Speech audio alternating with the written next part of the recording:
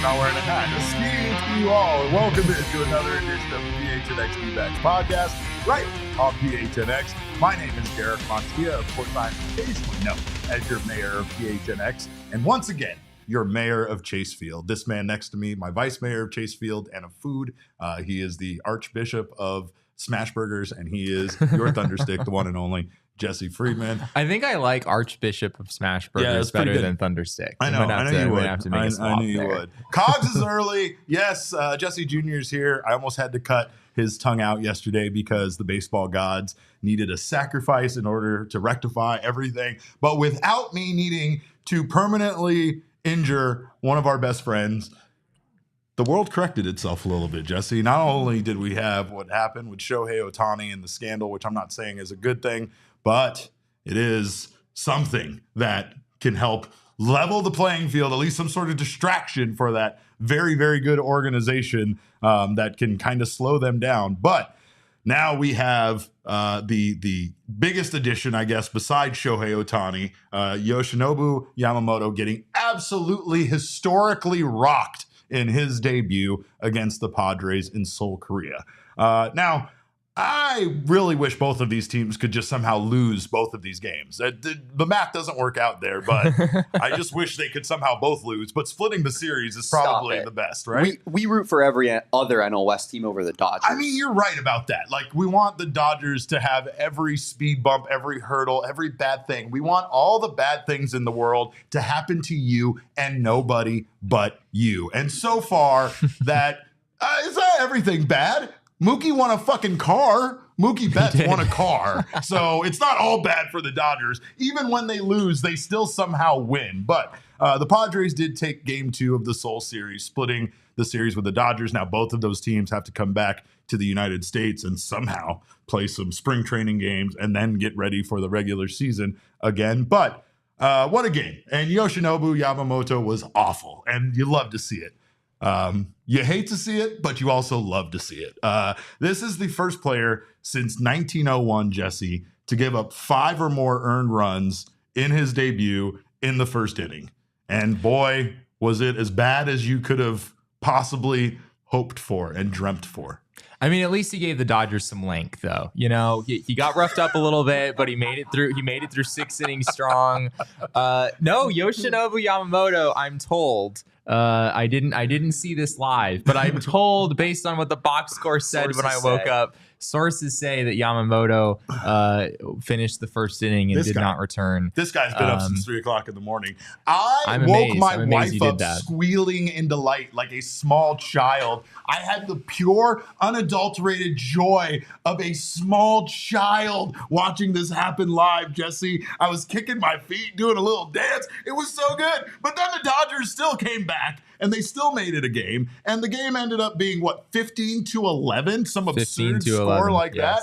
I'm supposed to fear either of these teams? Well, I guess offensively, that might be something to fear. But pitching-wise, these are 2 chump teams, I guess, is what I'm saying here. But we all know that Yoshinobu Yamamoto has good stuff, right? I mean, the numbers tell us that, like the movement on his pitches, the spin rate, the stuff plus. All of those things point to Yamamoto having good stuff. But what we've seen so far is it just hasn't really translated into games, right? In spring training, Yamamoto made 3 starts, and in 9 2/3 innings, he gave up 15 hits and 9 earned runs, right?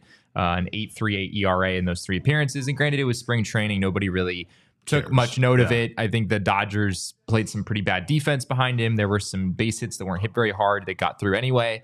But yesterday was a bit of a different story. These were not seeing eye singles. These were, I think, the average exit velo against Yamamoto was over 100 miles an hour. So he was getting knocked around. He still had a couple of strikeouts, got a few whiffs. We still saw how good his stuff can be in moments, but it wasn't great. He threw 43 pitches to get through 1 inning and was not able to return for the second. And, I think the status quo with the Dodgers for a number of years now has been any player they sign, any player they acquire just immediately turns to gold for them. Right? It always feels like it plays out in the best way imaginable. And boy, is that not the way it played out for Yamamoto yesterday. Or today, I guess I should say. Today, this morning, later today in the future in Korea. But let's see. But Maria, our favorite Dodger fan, is here. And I want to apologize to you, Maria, because this is probably not the best show for you to show up for.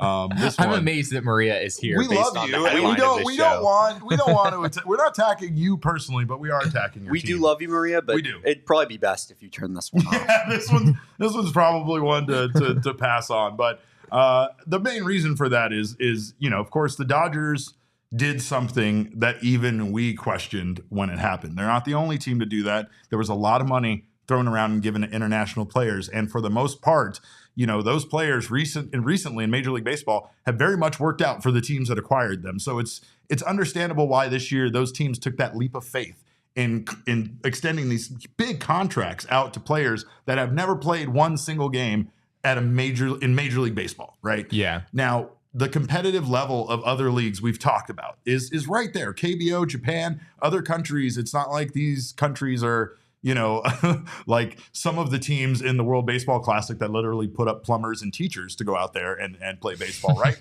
These are good leagues with great players that, when you see a guy going out there and putting up over the course of a season a sub-2 ERA, you're not going to sit there and think, well, how is that going to translate to Major League Baseball? It's going to translate well. The guy can fucking shove, and he's going to be able to get people out at a Major League level. You just never know how they're going to translate. Same thing with young players, right? That come up and have a tremendous amount of success, either at a high school level or collegiate level, or in some sort of club ball, or impress people at one of those perfect game kind of situations or something like that. You never know how those skills are going to translate up to a major league level. You never know how these guys are going to be able to handle that pressure. The Dodgers gave him $325 million over 12 years.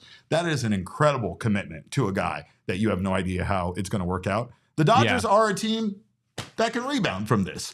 This would destroy another franchise to make this kind of commitment to a player and quote unquote not have it work out, right? Now, he could still be a viable, pitcher for this team, but so far it seems like, we don't know if he's going to be that elite level pitcher that deserves 325 for 12 years. My gut feeling is that Yamamoto is going to be fine. We're gonna look up at the end of the year, and Yamamoto's gonna had a pretty darn good season. I've never wanted you to be more wrong. Maybe it's not that he is a top 5 Cy Young vote getter, which I think some people genuinely expected him to be. Some people have already called him a top 10 pitcher in baseball, which again, I get it based on what I've seen from his stuff and the fact that he's throwing 96 miles an hour. With the secondary pitches that he has, I get it. And like I said, I still am fairly bullish on Yamamoto moving forward. But you're right. There's always risk with these kind of deals. When you haven't seen a guy throw a pitch in the major leagues, you don't know what you don't know, right? You don't know what it's going to look like until you actually see the guy pitch in the majors. And the sample size is so incredibly small that I'm really not reading much at all into what we've seen so far. But it's interesting. I mean, and it definitely is something to monitor moving forward. I don't think Yamamoto is the lock, as a top of the rotation type starter as maybe some people thought he would be. Mookie Betts, he did win because, like I said, he won a car by being the first player in the series to hit a home run. I told Jesse this was a very unfair offer because it was the first player to hit a home run on opening day or opening week, and the Dodgers and the Padres had quite the advantage when it came to that. Yeah. This promotion actually was just for this series as part of MLB's sponsorship with Hyundai, but Mookie Betts did win essentially an Ionic 5 electric vehicle for being the first player to hit a home run. He also got a fist bump from Ken Griffey Jr. So can we just talk about both of those things? Can we just talk about how unnecessary it is for the rich to get richer for Mookie Betts, for a man that makes $365 million in his career? $365 million extension with the Dodgers over 12 years. Can I have the car? Yeah, he should probably be giving this car to someone in need. One of us would be. No, Jesse has multiple cars. He comes and picks me up in a different car every day. You guys know it. You have a million Mailbag Monday questions about where is his real RAV4 and what happened to it. But of course, that's the way that the Dodgers continue to win even when they're losing. But it would be hilarious if next year, or this year, I should say, we do see the lineup of Mookie Betts over Ohtani, or actually Ohtani over Betts, because then it would just say Ohtani Betts. Betts. Good one.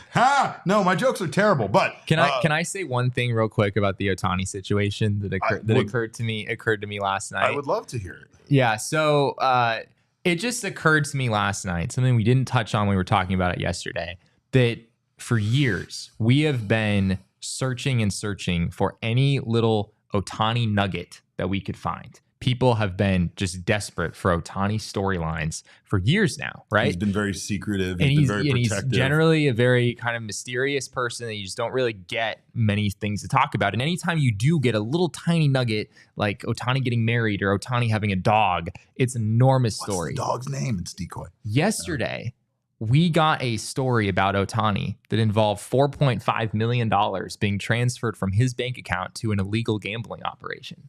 And it just occurred to me how wild that is. That for years we've been searching for the tiniest little nuggets to just grasp onto and finally have some Ohtani related thing to really talk about. And yesterday, it's a scandal about gambling and him having money stolen from him. Yeah, there's something to be said about this entire situation. And as much as we want to make wild speculations about whether Ohtani has a Michael Jordan-sized gambling problem, or whether we want to just say some of the things we've said, in all honesty, like, my gut feeling here is that Ohtani is exactly what we thought he always is, right? Like, I almost feel like he's not purposefully trying to be that way. It's just the way he is. He's kind of a innocent, fun-loving guy who seems very wholesome and maybe naive. You know, one of the things that kind of came up in regards to this story, or as to why the story changed, was the man who was being accused of stealing money from Ohtani is the same person who is his primary translator. So we have no idea what he was telling Ohtani sometimes, maybe in Japanese, versus what he was telling people in the same room in English, right? Because if there's that language barrier, he could literally be lying to these people about what he's telling Ohtani. And considering he's the person who we should lose trust in the most here, it's hard to consider 100% that he wasn't taking advantage over Ohtani by telling him in Japanese different things than what maybe people were trying to ask or tell Ohtani, right? So that's your theory. That's the latest Derek theory. Here's the thing: is that a friend of mine, Megaran, friend of the show, him and I were talking about it, and apparently this happens to Japanese tourists quite a bit. When they come over, they rely on a translator, and that translator really, there's been situations at Comic-Cons and such where they really take advantage of those people, right? So with there being a language barrier, and with the person who's the primary contact with Shohei in between anybody who has questions in English for him and Ohtani, then there is that you'll never be able to know if he was 100% honest on what he was translating to Ohtani. And I'm just saying that from the perspective of there's a lot of questions as to why this story changed and how things came to be. Let's not forget that those checks had loan written on them, and who knows what he told Ohtani that money was for. You know what I mean? Like, because of certain things there was a trust factor there. It's a friend. It's beyond, I think, just the fact that it's a translator. You trust a person you consider a friend to be extra beyond just the fact that they're a business relationship and somebody whose job is to translate for you, right? The Diamondbacks have a translator. He's probably friends with the player, Alex, right? But Alex is an employee of the team, and he goes and translates for them. This is different because this was literally a man that followed Ohtani around everywhere, went everywhere with him, and translated for interviews and when he went to places and made sure he got checked into stuff. So I don't know, man. I'll just say overall, all of this drama is good for the Diamondbacks, because anything that can be a hurdle for a team that's as powerful as the Dodgers, or at least as powerful as they are on paper, is a good thing for us to keep up with that team, And honestly, I'm not too sad about it, Like at this point, I'll take anything we can get.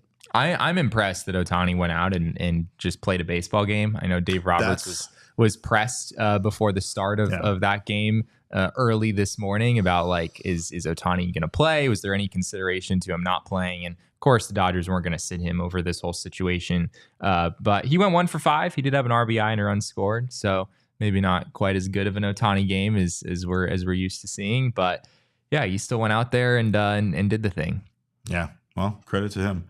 And again, hope this whole situation does nothing but bad things for the Dodgers. Anyway, we thank all of you, including you, Maria, the most, for being here on the PHNX Sports YouTube channel. If you haven't subscribed to the channel yet, make sure to do so now. Sign up for notifications. That way you don't miss whenever our shows go live.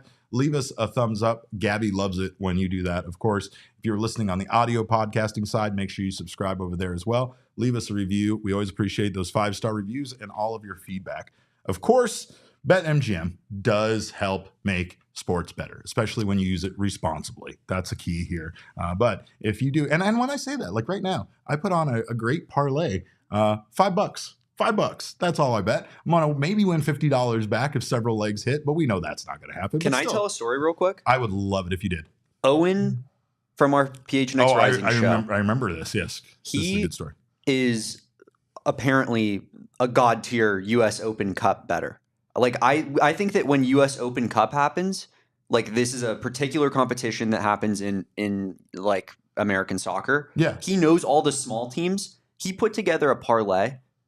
Unbelievable. Did it hit? Oh, brother, it hit. I'm not going to say how much money it was, but it was an eye-popping amount of money on a 96th minute winner. Absolutely unbelievable. I have one going today that I took from his advice that's still alive for also a lot of money. Let's go. Owen That's why you should watch the PHNX Bet Show. We need Owen on the PHNX Bet Show. We do need Owen. I don't know if he wants to give that information out for free. I think he needs to put that behind a paywall. But Discord for diehards only. But of course, you can get down on the BetMGM Sportsbook app now using our code of PHNX. Deposit at least $10 into your newly created account. And if your bet loses, you will receive up to $1,500 back in bonus bets. Of course, that will happen once your bet is official. But if your bet does lose, your bonus bets will be available once your initial wager is settled. So sign up right now for BetMGM. Use bonus code PHNX. Place your first BetMGM Sportsbook wager through the Sportsbook mobile application for at least $10. You will receive $1,500 in bonus bets back if the bet loses. Check out the show notes for full details. And now listen to Shane talk about the disclaimer. Bonus bets expire in 7 days. One new customer offer only. Gambling problem? Call 1-800-GAMBLER. Available in the U.S. Call 877-8-HOPE-NY 467-369 New York. Call 1-800-327-5050 Massachusetts. 21 plus only. Please gamble responsibly. Call 1-800-NEXT-STEP Arizona. 1-800-BETS-OFF Iowa. 1-800-981-0023 Puerto Rico. First bet offer for new customers only. Subject to eligibility requirements. Bonus bets are non-withdrawable. In partnership with Kansas Crossing Casino and Hotel. See BetMGM.com for terms. U.S. promotional offers not available in New York, Nevada, North Carolina, Ontario, or Puerto Rico. Puerto Rico. Rumor has it that Owen and Ipe are pretty tight. Yeah. That's just a rumor. I heard that on the street. That makes a lot of sense, actually. It really does. Of course, if Owen were involved in this whole story, that would be the greatest. After yesterday, I'm starting to think that he might be. You just never know. You just never know around here. But of course, what we do know is Illegal Pete's is a great place to watch March Madness, which is happening today. It's Shane Diefenbach's favorite day of the entire year right now. And you can join us, of course, with the Bracket Challenge. I think that Bracket Challenge is over now. Do we still have the Bracket Challenge going on? You can't do it anymore. Well, I hope one of you wins, because if you should win, the top 3 finishes include diehard memberships, shirt and gift card to the PHNX Locker, and Illegal Pete's gift card. So good luck to all of you that entered. Of course, patio season right now. It's beautiful outside, means patio beers, and Illegal Pete's margaritas are the strongest in Arizona. So if you want to find Damon and you want to find some good food, head over to Legal Pete's, especially the one in Tempe, for all that, and some piping hot queso and reverse nachos. Legal Pete's is here to bring you the win with their legendary sound check deal. Bring in your ticket stub from any ticketed event and get a draft beer or house margarita for 1 cent. 1 penny. Illegal Pete's wants to celebrate with you, whether it's a pregame or postgame party. They got you covered for all your game day needs. Must purchase an adult entree to redeem a Legal Pete's sound check deal. Illegal Pete's, your go-to spot for burritos, buddies, and beer. And Damon. Well, boys, we got a lot of interesting stuff going on over at Chase Field today, by the way. It is the What's New at Chase Field event. And there was a lot of things we talked about. There were a lot of incredible food that we got to try. Yes. Brand new food. We ate good today. I'm going to literally probably talk for 15 minutes about the Korean pork belly nachos. But before then, we have the absolute most important thing in the whole wide world, which is a new sound system and new friggin' lights. We can't play the song because you know what the song is. If you want to see the whole video, go check it out on social. But Damon, if you would, can we roll that beautiful beam footage of Paul Sewald's entrance video? This gave me chills. Ladies and gentlemen, you have to understand how much I had to contain myself during this, right? They are playing House of Pain's Jump Around while the lights are changing colors and the sound system is pumping. And I was losing my mind internally. But externally, I had to be a professional member of the media. Jesse was very proud of me. I was very proud of you. He does. I did not scream much one restraint. time. Much restraint. You But showed. holy shit. Derek just screaming, jumping up and down. Oh, I would have lost it. I would have lost it. I mean, I met the AZ foodie out there from Instagram, so I lost it. I fangirled enough about her. But this light show, not to mention that just when we went out there for this event, the first thing we noticed stepping onto the field was how bright the lights were. Right? Yeah, like the lights were so incredibly bright. But then this freaking video package and the fact that they can finally do all the things we wanted it to do. All of the color changing lights, all of the cool, all this cool coordinated video for someone's entrances. It's everything we ever asked for. I think it's especially important now because the Diamondbacks have a closer, which is something they haven't necessarily had in the past. We haven't deserved those lights. When they have had a closer, it hasn't necessarily been one that you wanted to really hype up on their way on the field. But Paul Sewald was very much that guy last year, right? He came in and even though it wasn't always pretty necessarily, he had a very high success rate in save opportunities, and he's going to be a big part of this team in 2024. And the Diamondbacks can now welcome him onto the field with the full-on, not just the music, but the lights show and everything as well. So yeah, it looks very different. The stadium has a different feel to it for sure. As you said, it is noticeably brighter. I wanted my shady rays while I was walking around on the field. Yeah, you did. When they have it on the highest setting, those lights are pretty bright. But yeah, they've got the color changing capability. You see some red and some teal in there, which is pretty cool as well. It was so incredible to see. But at the same time, there are so many things that like when you get something new, it just really, I guess, highlights the stuff that's not working well, right? Like you and I noticed that the screen did not look. The screen did not look great. I mean, it's kind of like you can see this light show and you're like, cool, what's going on with the roof? They're like, yeah, that's not fixed yet. But look at these lights. And you're like, should we maybe have fixed the roof first? But Derek Hall did address the roof actually. And it sounds like, the issue was a safety issue. It doesn't really sound, honestly, like the roof necessarily broke or changed over the years. It sounds like maybe due to the age, there's a safety concern that has been brought up. And thus that's why they were no longer opening the roof while fans were in the stadium. However, Derek Hall did bring up that it sounds like there is a safety measure that they have that they can put in place that will allow them to once again open the roof as early as next season.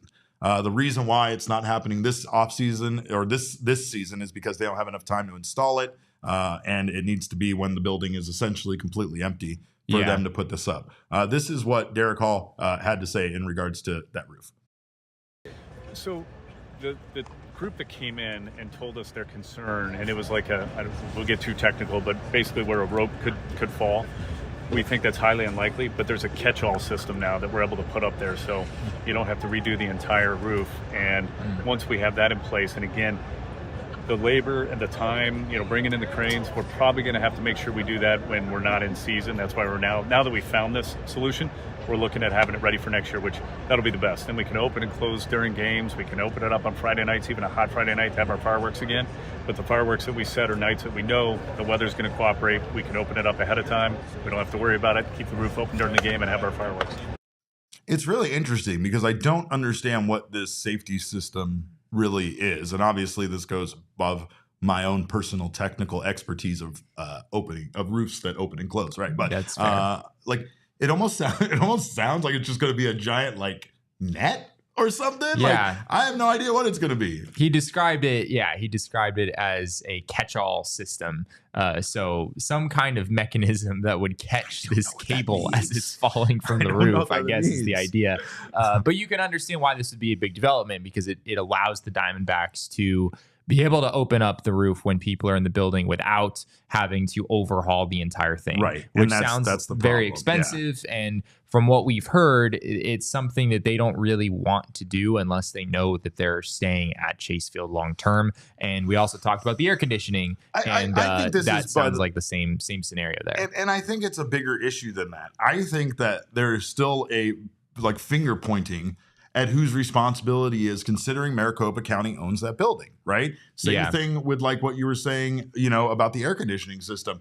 There are plenty of things that are literally cosmetic. The sound system and lights they put up, I can understand you completely considering that cosmetic, even though Maricopa County absolutely has a vested interest in it based on those events and such that happen in that building that bring them revenue. Well, the Diamondbacks get all the revenue from those events now. Now they do, right? Yeah, based on but I'm based on the agreement from a few years ago. There's a lot of things that I think changed in subtle ways then. But the Diamondbacks are the ones getting all the revenue from those events. That agreement is where Maricopa County took a step back as far as their involvement with the maintenance of the building, even though at the end of the day they're still the owners of the building. Yeah. Elise says, wait, they aren't fixing the AC until next year. Yeah. We don't even have a confirmation if it's next year, to be honest, right? The AC is not really broken, I wouldn't say. It's just kind of a funky system where apparently it's shared. It's like an underground cooling system that's shared with a lot of downtown buildings, and the Diamondbacks would like to have building back behind Chase Field. Like it's a facility, almost, right? It provides AC, I think, to several car garages and several facilities. I don't think it goes down to like Footprint Center and stuff, but I think it's like where the tacos are across the street from Chase Field and Guy Fieri's and all that. I think that's all like linked under the same system, right? But again, that's part of it, is that, the bigger thing is about them staying here in the building and getting that agreement done. Right. And that was brought up several times today. Several people asked Eric Hall, like, you guys do this lights, you do this thing, you do this. It sounds like all signs are pointing to you staying in this building. And as much as they would like to say yes, and as much as he said they're going to continue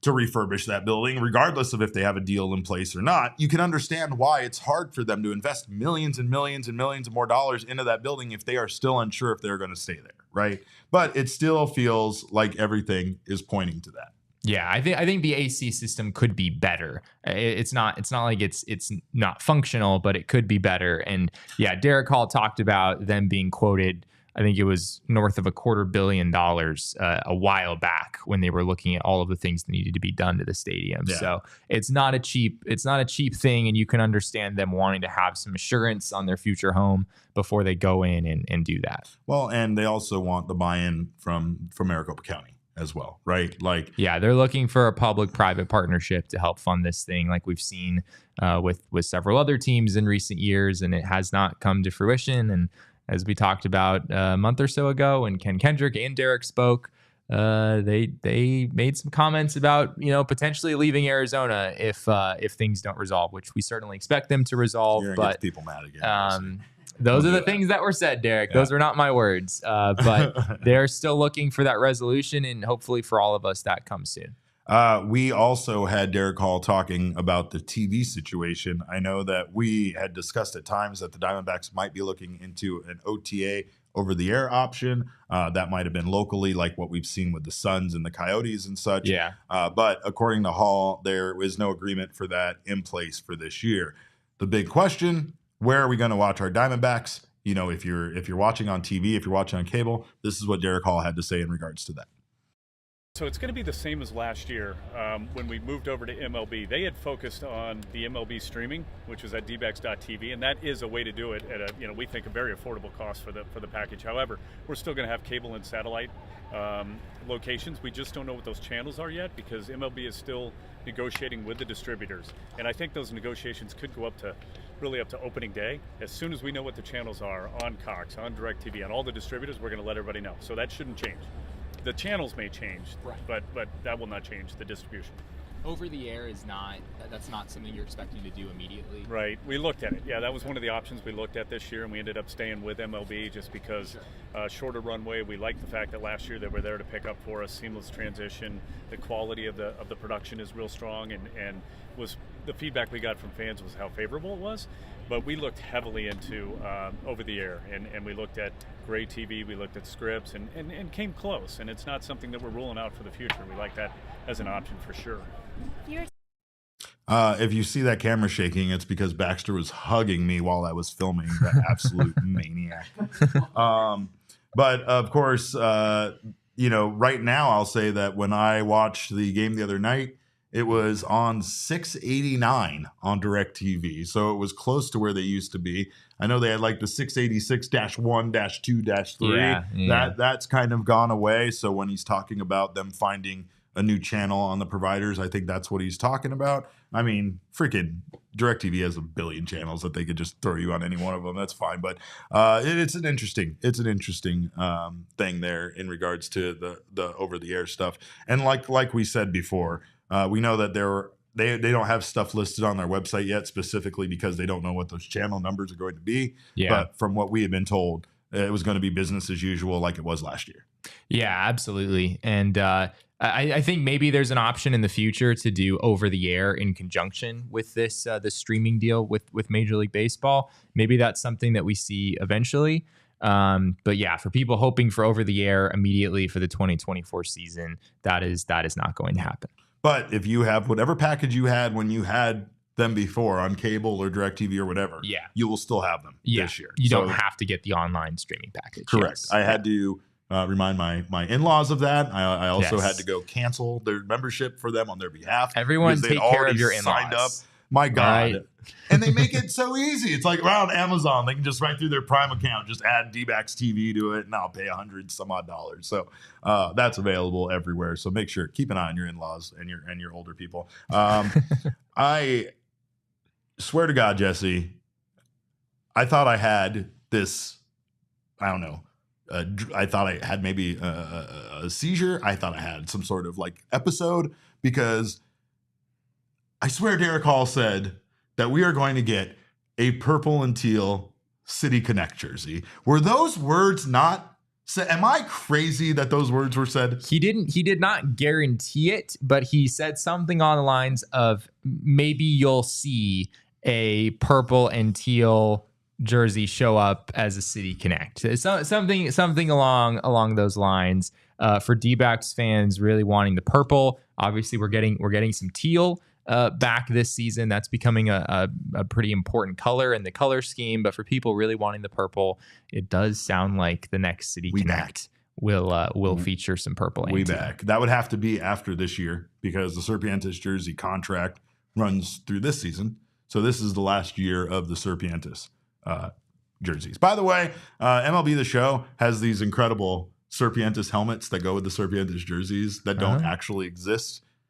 And that pisses me off. What do they look like? They're the same color as like the jersey, and it looks incredible in the video game. Interesting. Yeah. I don't know how that would look in real life. Probably not great, but I like black in real life, I think. Yeah, it'd be a little much. Purple and teal. Yes, purple and teal City Connect jerseys. And of course, I know that gets people hyped, because the people cannot wait to get out to Chase Field, Jesse. According to Derek Hall, they have already sold way more season tickets than they ever have. We know that they have that incredible ballpark pass, which is going to get people out. And Hall said they are projecting to be over 2.5 million in attendance this year. They haven't done that since 2008. Yeah. And then the last time that they were over 2.52 million, back in those good old days of 2003, when Jerry Colangelo knew what the hell he was doing with this team. That was a very long time ago. Yeah, I don't know if he said that they've sold more season tickets than ever, but he did say that this is the biggest bump in season ticket sales since he talked about the 2007 to 2008 bump when the Diamondbacks made it all the way to the NLCS. That being maybe comparable. The biggest jump there, I think, was 2001 to 2002.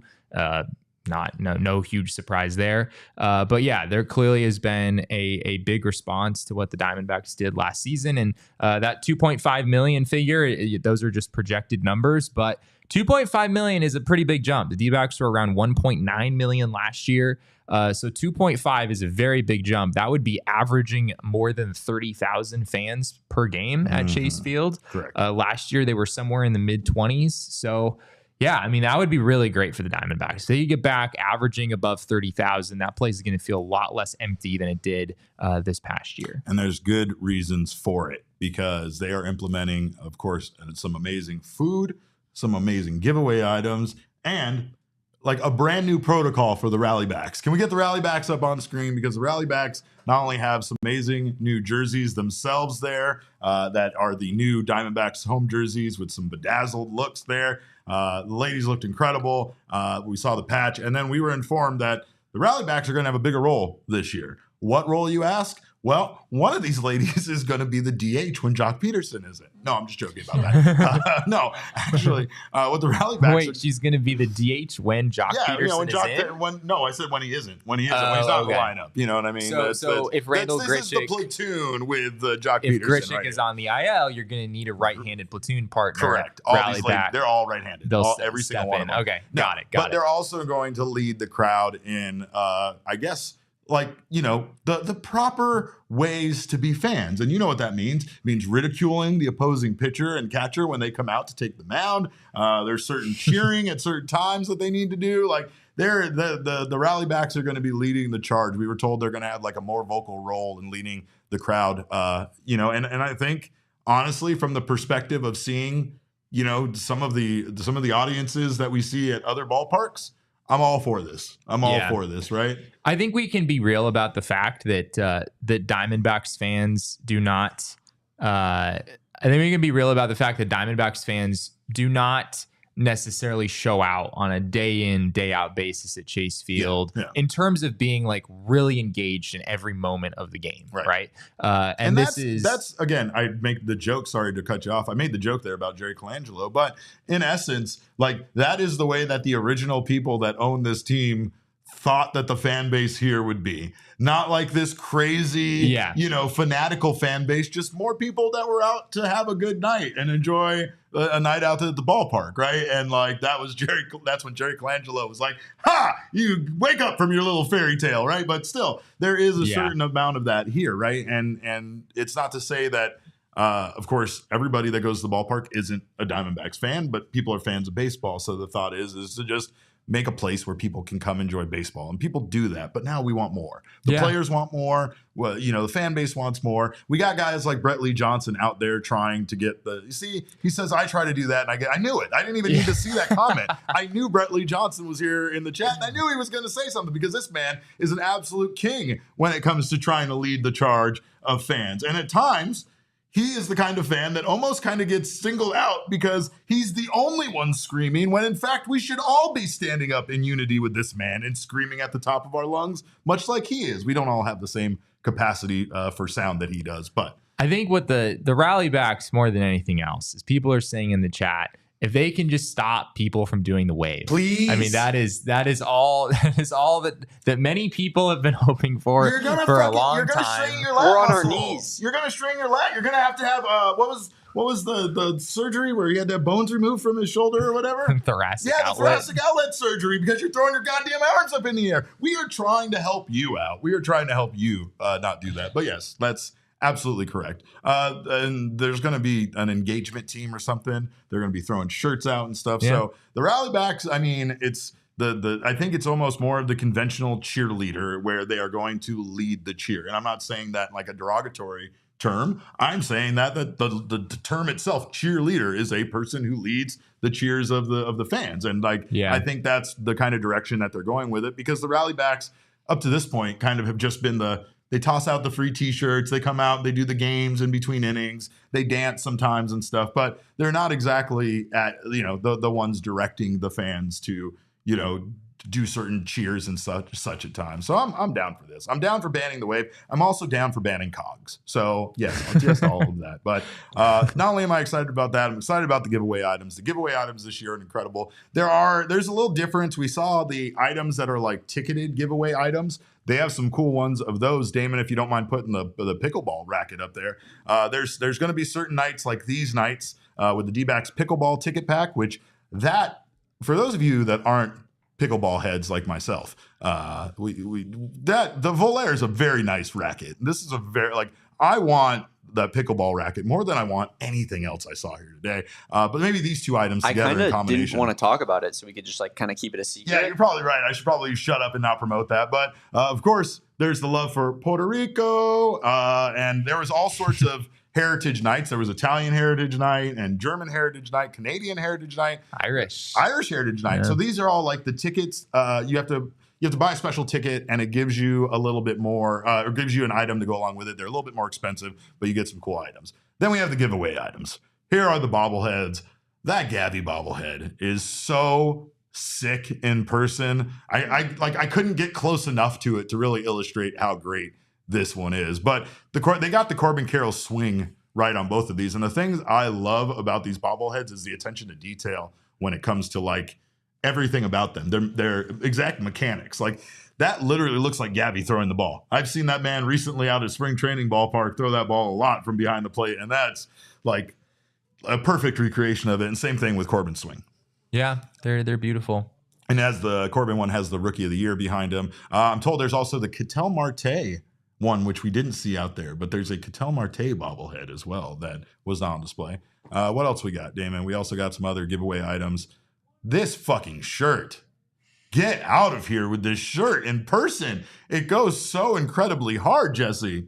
Like, this shouldn't be a giveaway item. I agree with what Saul said. This should be sold in the store, but yeah, that's people would absolutely buy it if they sold in the right. store. Like, yeah. I mean, I know a lot of giveaway items are fairly clean, and they do a good job of of course, making sure that, especially lately, they don't have the big kind of tacky sponsor thing on the shoulder or whatever, sure. Right? Like sometimes that makes the shirts and the hats a little bit unwearable, but this one is just incredible.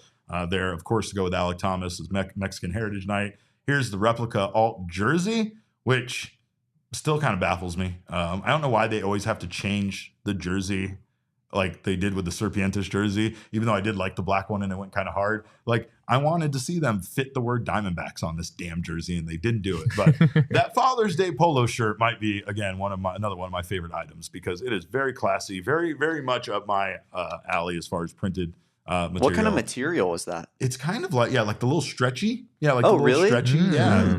It's nice. I might have to get involved in that. Yeah. That might be something worth making it out to the ballpark on Father's Day for. 100%. That shirt is very much right up your alley, Derek. It is. Fits your work. I mean, look at the shirt you're wearing right now. Like, I had AZ Foodie compliment me on this shirt, and my day has been made. I met a real celebrity. Forget baseball players and such. I met a local food celebrity. But speaking of the food, Jesse, that's why she was out there. Damon, let's see that beautiful food footage. Jesse and I ate all of this. We ate all of it. Every bit of it. Those smash burgers. These are the Korean freaking pork belly nachos that were out of the world. Chicken sandwiches. They had everything out. All their new food. So much good stuff. And of course, that was one of the big things that they talked about today. The new additions to Chase Field involve those smash burgers, which will be at a new location called Bat Flip Burgers.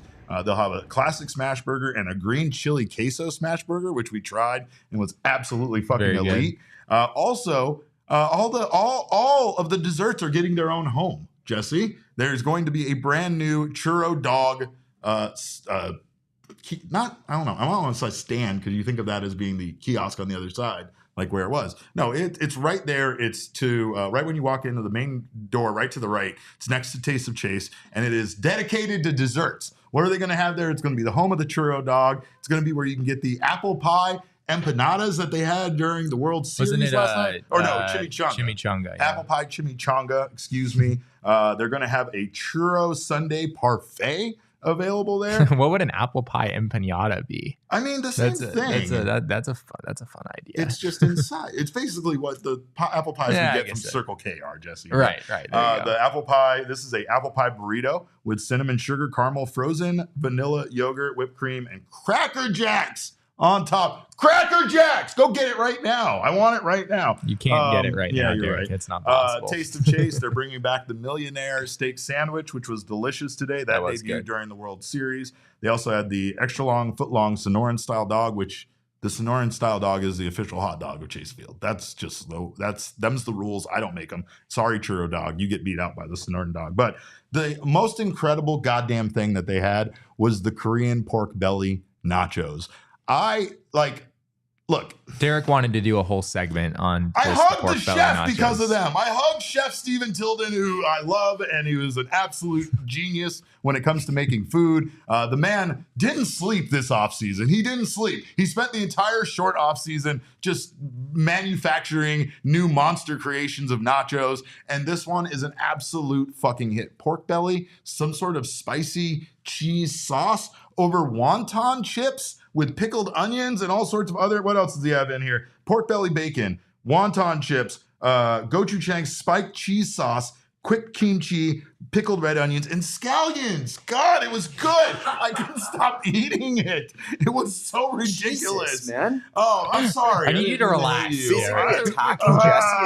we you're get that to eat fired this all up. the time. This gets to be our food. Like, I'm so excited. It's exactly what we asked for. I mean, I asked for Panda Express, but this is a set. This is fine. This is better than this Panda. is definitely Many of better. these items are better than Panda Express. One thing I brought up is that they are going to have they have pickles from a particular local pickle place, and they're going to have deep fried spicy pickles at Gonzo's stand. They also have like a little Gonzo box now with his face on it, that's just fun. That's just fun. And you can get spicy chicken tenders now over there at Gonzo's food stand. It's going to be amazing. You think how much influence do you think Gonzo has over what's at his dining location? I would demand that everything be brought to me and I get to try each thing and give it my seal of approval. If you were Gonzo? Yes. Yeah. Yeah, that's crazy to think I'm gonna slap my name on something and just not think it's the best thing ever. This man has integrity, Jesse. This man let me cut line in front of him at Dutch Bros. He's a hero and a scholar, okay? But yes. He's a hero not because of the 2001 thing. Oh, he's a hero because he let you cut in line at Dutch Bros. I need to talk about the nachos again. Nicholas, yes, the wonton chips are the most amazing thing ever. They might be the best part of it. I can't even tell you in words why would you how do good that? it is. Why would you get him started again? Oh my God, I can't even tell you. There's a lot of good stuff. Poor Jesse, man. You're putting Jesse in danger when you bring up the wonton chips. I'm just saying, I need all of this stuff right now.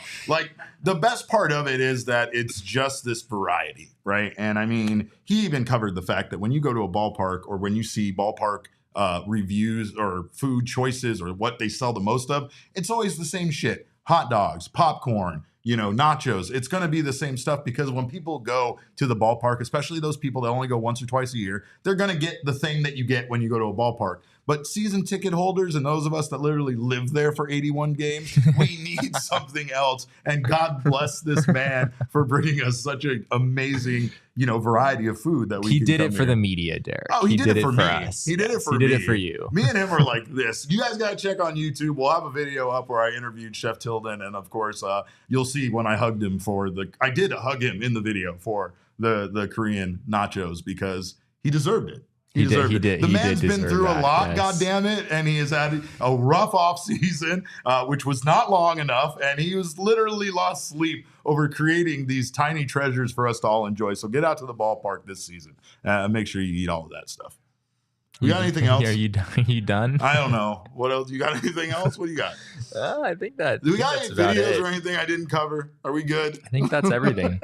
Yeah. All right. So back to these nachos. Holy shit. I just wanted to make sure we got everything out of the way first. Of course, these updates are brought to you by our friends over at Factor Meal Kits. Head to factormeals.com/PHNXDBacks50 and use code PHNXDBacks50 to get 50% off. And you can have some wonderful food in your life as well that's ready to go whenever you want it. They have incredible meals that are all planned out for you. So check out Factor right now, because I love me some Factor. Of course, another fun place to head out to and enjoy some food at is Gila River Resorts, because no one does it better. They offer an authentic and immersive experience. Not only are they all about the fun, the gaming, we've told you about the pina coladas, poolside, all of that, but they have some incredible dining options ranging from upscale to approachable. You can check out the rooftop restaurant, Prime A Shula's Steakhouse, or grab a cocktail and a quick bite by the pool. If you've got an adventurous palate, check out Honey and Vine, the featured dining experience at the all-new Santan Mountain. So you do you at Gila River Resorts and Casinos. Visit playatgila.com for more details. Of course, speaking of getting out there and having a good time here in the Valley, Arizona Lottery is all about their new promotion called Arizona Adventure. And there are 3 ways to play and win big with this game. Of course, you can buy the new Arizona Adventure lottery tickets featuring 3 iconic landscapes. You can also check in at geolocated adventures at 10 destinations across the state from Flagstaff to Yuma. Or you can enter tickets online for a chance to win up to $1 million in cash and Arizona travel prizes. Arizona Lottery says proceeds from ticket sales supports environmental conservation, among other important initiatives across the state. They are not just about playing games and winning prizes. Arizona Lottery is also about giving back to the state and its communities. Visit azadventure.com for more information on how you can take an adventure and for a chance to win $1 million in cash and Arizona travel prizes. Okay, well, we do have a weird update. And ironically, it's from a website called bookies.com, which, given the current climate of MLB, you can't help but laugh at that. But according to bookies.com, they took in the overall cost of 4 people attending a baseball game, a family of 4, if you will. I imagine in this scenario, based on the cost things they chose, it's 2 adults and 2 children. The overall cost took into account the 4 cheapest tickets for each baseball stadium, parking lot fees, 2 16-ounce beers, 2 20-ounce sodas, and 4 hot dogs. That's all that's being included in this total. And they listed what teams were in order. And surprisingly enough, based on their calculations, the Arizona Diamondbacks were not at the bottom any longer. And I know for years the Diamondbacks have always been close to, if not the absolute lowest cost per person per game. And we don't know how accurate some of this is. A lot of the fees that they have in here, when you look at their list on bookies.com, are actually relatively cheap. And it's not like the Diamondbacks are like, as far as cost wise, are like head and shoulders above other teams. We're talking about a few dollars here or there that separates, them, like literally $1 separates them and the Baltimore Orioles. And then, a $2 separates them and the St. Louis Cardinals and such. So if you kind of check it out on bookies.com, you'll see exactly what they have going for them. But they currently list the Diamondbacks as being 12th in Major League Baseball as far as the cost for 4 people to attend a game, which is up considerably from where they were on this same list last year. In 2023, they were 24th on this same list, which again isn't the bottom of the league, but it's down there. And when you're talking about separating things by $1 or $2, it really comes down to, I think, maybe how they factored in parking and such. Like they say $25 here for parking. I was gonna say I've never seen $25 unless it was like a big game or like a playoff game or something. Usually it's $20 or lower. As a matter of fact, most lots right behind the ballpark you can park for as low as $5 on a regular season day during the week. So I don't know how accurate this list is because, again, some of the things here, everything seems fairly cheap still for the Diamondbacks, and they are below league average as far as this is concerned. But not by much. The MLB average they have is $180.54, and they have the D-backs at $170.25, so just a little bit, about $10 below average for I guess as a family of 4. I have some questions for sure. The parking lot of $25, that stood out as something pretty confident you could find parking for less than $25. They did mention that believe the D-backs had $2 hot dogs. Now those are $3 according to this. So that is a notable change. They have 2 16-ounce beers at $11.25. Does that seem accurate to you? Yeah, because they have the small beers. So this is basically saying like the value, the value beers over there, which I don't even know if those are 16-ounce beers, but I think they might be giving them credit for those beers just being the cheapest beers in the ballpark. Usually you can't find a beer that's smaller than a 16-ounce beer, but those value beers are definitely less than 16 ounces. Their method for the ticket pricing is interesting. They say they took the lowest available tickets, 4 of them for home games, for the 15th of each month or the nearest available date and averaged them out. So they looked at the 15th of each month of the season and found the cheapest ticket for a home game, and then averaged them all together, which doesn't seem like a super scientific way of doing this. I get what they're trying to do. This is what we get for going off a report from bookies.com. Yeah. I mean, they're never going to be on the up and up, right? Because they're bookies, and that's what they do. But right, exactly. I will say that, of course, I think the only thing that surprised me there was obviously whatever method they're using is the same method they used for last year. And for the Diamondbacks to be the biggest jump makes sense considering their luck, or not luck. I can't believe I said that, considering their incredible success that they all earned themselves last year. But you know what I mean? Like the franchises, the fortunate position they find themselves in, that the Diamondbacks went as far as they did last year. And now they are benefited that ability to increase prices slightly, right? And I mean, if you're being honest, when you look at the top of this list, the number one team with the most expensive average is the Los Angeles Dodgers. And they've had to increase their costs because they weren't number one always. They've got to pay for Yamamoto. They got to pay for Yamamoto. Give up 5 runs in the first inning, right? They got to find a new interpreter now. They have a lot of stuff they have to do. They need as much revenue as they can get. But I think that it makes sense. Again, it's still just interesting considering the Diamondbacks do pride themselves, right, in the past on being an inexpensive experience for a family of 4. And it's not to say they still aren't, but I mean, they've been doing that for years. Is it working? I mean, is the ballpark packed with people because they make it so cheap for you to come? I'd say no. So now they're kind of pivoting and they're trying to do other things, like installing that section last year that they said the Commonwealth section is sold out for 2024. Those are the rolly chairs. And I told you guys, people love rolly chairs. You put rolly chairs in there, people are going to sell that shit out. And Derek listened to me, and now look at what they got going on. I think they should do rolly chairs everywhere. Every seat should be a rolly chair. There is no better way to watch an event than in a rolly chair. All the poor custodians at the end of the day have to arrange them in the rows. No, more importantly, they have to pick the crap out of the wheels in order for them to keep being rolly chairs because they're going to pick up a lot of trash rolling around out there. But they have $112 is the price for 4 tickets. So I guess that averages out to $28 a ticket. That's what they're saying the cheapest seat is at Chase Field, which again, they selected kind of a pretty random assortment of games in order to calculate this. But that doesn't seem too far off to me. Like if that was around the average cheapest seat, I mean, that seems roughly accurate. You're going to get season ticket for cheaper, right? And you're going to be able to buy them from a season ticket holder for cheaper, and maybe scalpers and such. And they have the $299 thing, which right, if you factored that in, they by far would be the lowest cost. And I bet at the end of the day, as far as options go, the Diamondbacks are still the lowest priced option, especially with that ballpark pass. So, I don't think that this is like the worst thing, but I also think that when you make it to the World Series, you become successful. I'm sure they did. There are some increases in cost that come along with that, and it's understandable because they are going to get more people coming out in 2024. So they just need the product on the field to stay at the level that it was, so that it's worthy of all of these changes, of the prices increasing, of fans coming out the way it is, right? So there's a lot of standards. I don't know how to say expectations anymore. I can't use expectations. So standards, there's new standards that we have to live up to.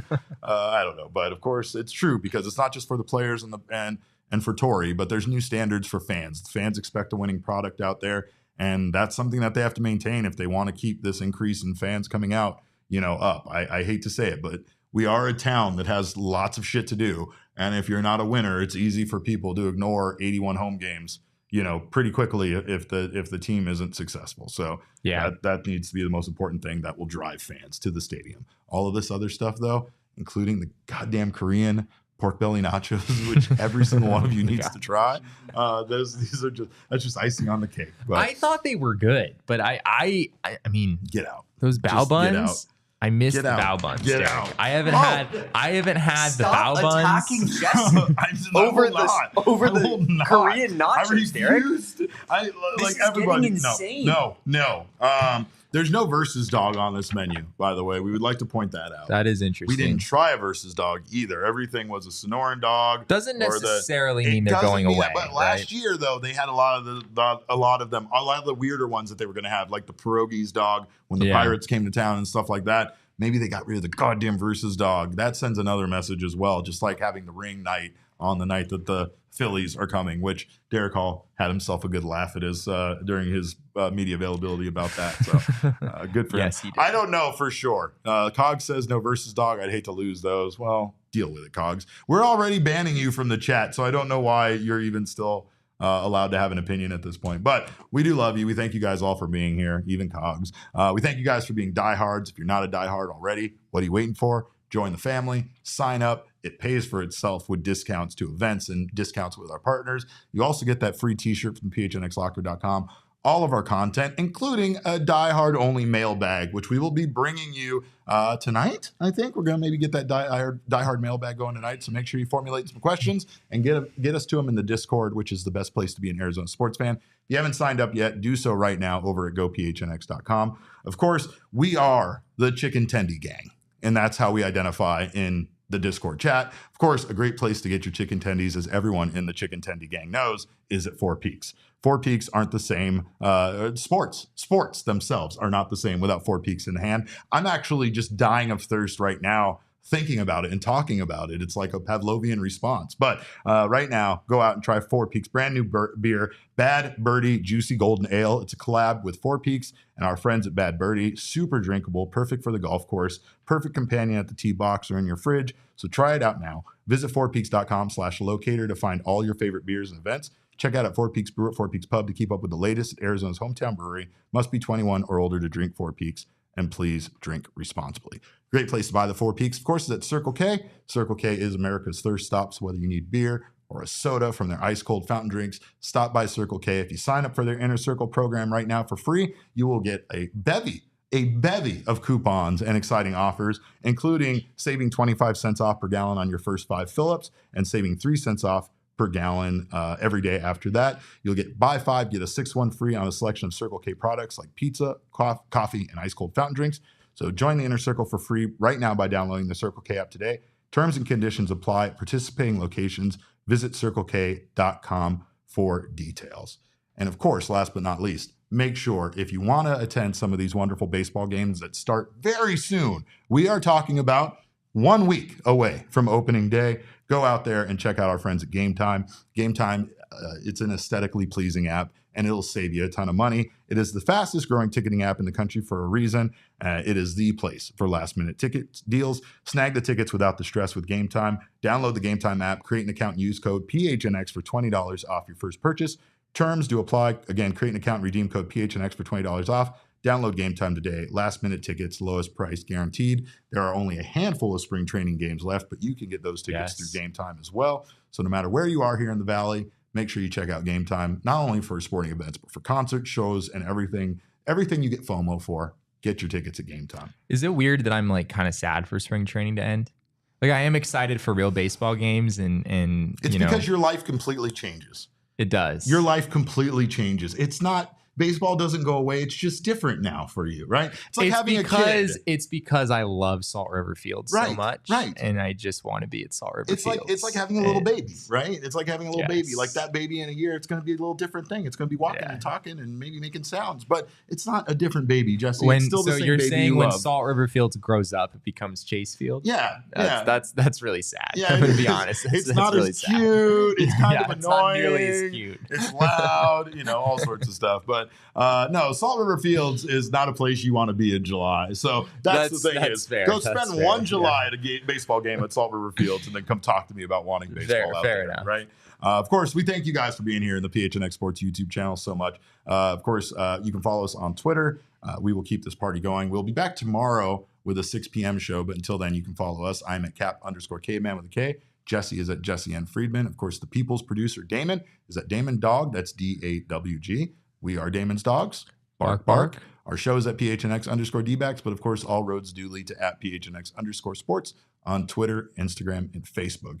We thank you guys so much for your time. We appreciate you stopping by. We will see you tomorrow. And in the meantime, have a great night. Again, thank you for your time. And remember, kids, baseball is fun, but it's so much more fun when you get the goddamn Korean pork belly nachos. Go eat them now.